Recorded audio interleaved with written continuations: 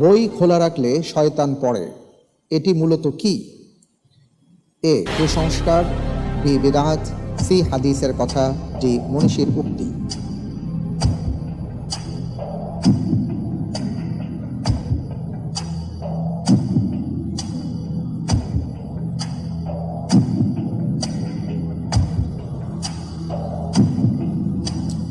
আলহামদুলিল্লাহ, এর উত্তর হবে এ কুসংস্কার। এ কুসংস্কার লক করে দিব ইনশাআল্লাহ।